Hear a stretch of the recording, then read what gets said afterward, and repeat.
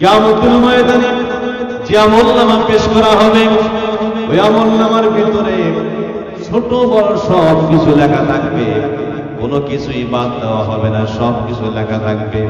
বান্দার সামনে যখন আমলনামা দেওয়া হবে, কেউ লেখাপড়া জানো আর না জানো, ওই দিন নিজের আমলনামা সে নিজেই পড়তে পারবে।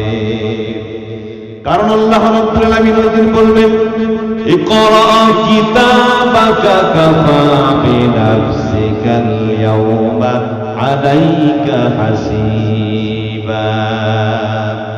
ও বান্দা, তোমার আমলনামা আজকে তুমি পড়ো, তুমি যথেষ্ট, অন্য কেউ পড়বে না, নিজের আমলনামা নিজেই পড়বে। আমলনামা দেখবে আর চিন্তা করবে, আমি তো এত কিছু করি নাই, এত গুনাহ করি নাই, এত অন্যায় করি নাই। ওই সময় আল্লাহ তাআলা 4 নাম্বার সাক্ষী নিযুক্ত করবে। কয় নাম্বার জোরে বলবেন? 4 নাম্বার সাক্ষী।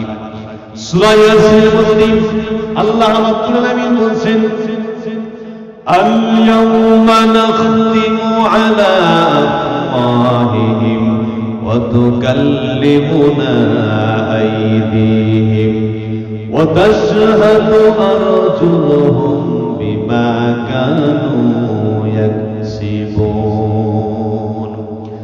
4 নম্বর সাক্ষী হিসেবে আল্লাহ রাব্বুল আলামিন বান্দার জবান বন্ধ করে দিবে, কারণ জবান দ্বারাই তুমি মিথ্যা কথা বলবে।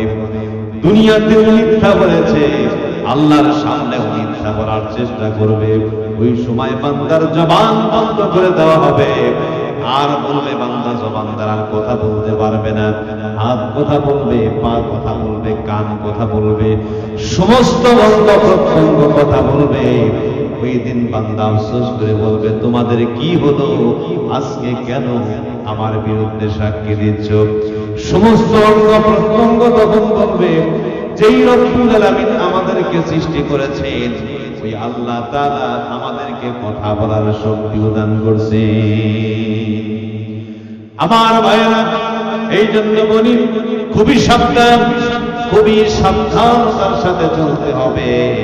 4 নাম্বার সাক্ষী যেদিন আমাদের সামনে হাজির হবে, ওই দিন আর আল্লাহর সামনে তারা কোনো উপায় থাকবে না। কোন একজন কবি বলছেন, দস্তে গুয়াদ মনসুনি দজদিদাম লব্বে গুয়াদ মনসুনি বুসিদাম চশমে গুয়াদ দিদাম সুজে হারাম গোশে গুয়াদ সিদাম সমরুল কালাম जिसको सुनजा था कि मेरा वो मगर मेरा नहीं क्या बताओ हर किसका वो मगर मेरा नहीं।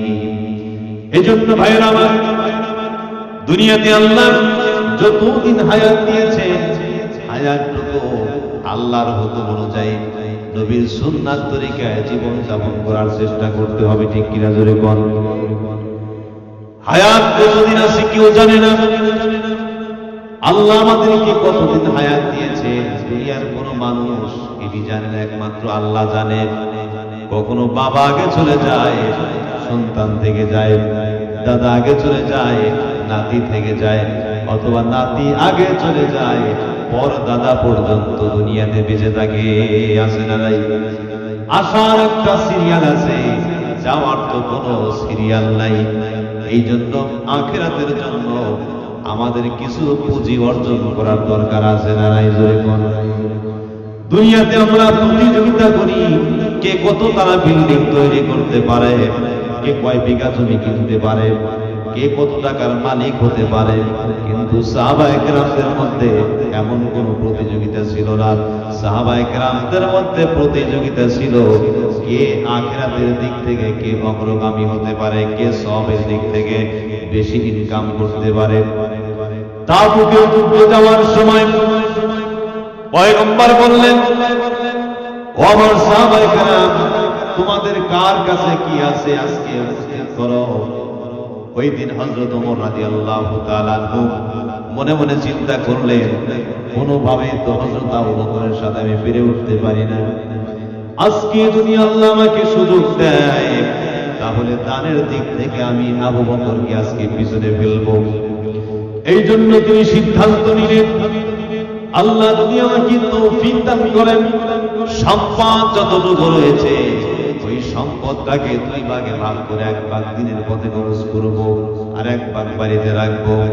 এই সিদ্ধান্ত অনুযায়ী তাই করলেন। বাড়িতে গেলেন, সম্পদ 2 ভাগ করলেন। 1 ভাগ নিয়ে আসলেন নবীজির দরবারে, আর 1 ভাগ বাড়িতে রেখে আসলেন। এরপর অন্যান্য সাহাবায়ে কেরাম তাদের সম্পদের 3 ভাগের 2 ভাগ বাড়িতে রেখে আসলেন। 1 ভাগ নবীজির দরবারে হাজির করলেন।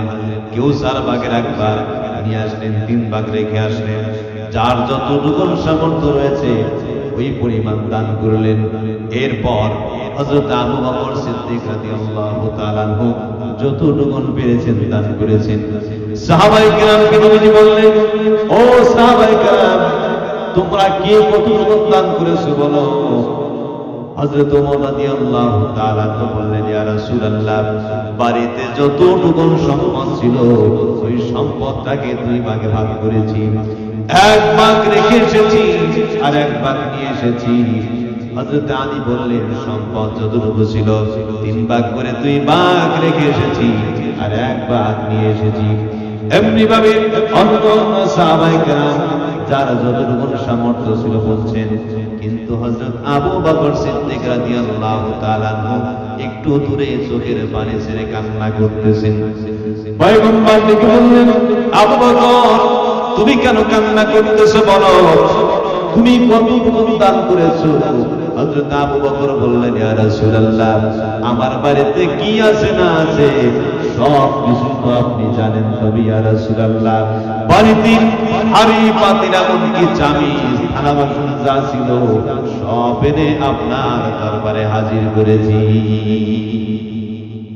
ওই দিন হযরত ওমর রাদিয়াল্লাহু তাআলা বলেছেন, আমি কোনোভাবে আমার ভাই আবু বকরের সাথে পেরে উঠতে পারবো না। নবীজি বললেন, আবু বকর, সব কিছু এনে আমার দরবারে হাজির করেছো, বাড়িতে কি রেখে এসেছো বলো।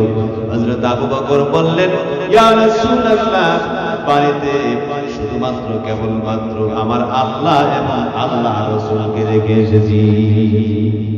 কোন একজন কবি বলছেন, দেখে সব রহ গিয়া মেরে লিয়ে, এক খুদা মেরে লিয়ে, এক মুস্তাফা মেরে লিয়ে। এজন্য বলছি ভাইরা আমার, আমরা দুনিয়া নিয়ে প্রতিযোগিতা করি, আখিরাত নিয়ে আমাদের কোনো প্রতিযোগিতা নাই। আজকে যদি কোনো বান্দা দুনিয়া নিয়ে প্রতিযোগিতা না করে আখিরাত নিয়ে প্রতিযোগিতা করতো, তাহলে সে আল্লাহর ওলি হয়ে যাইতো।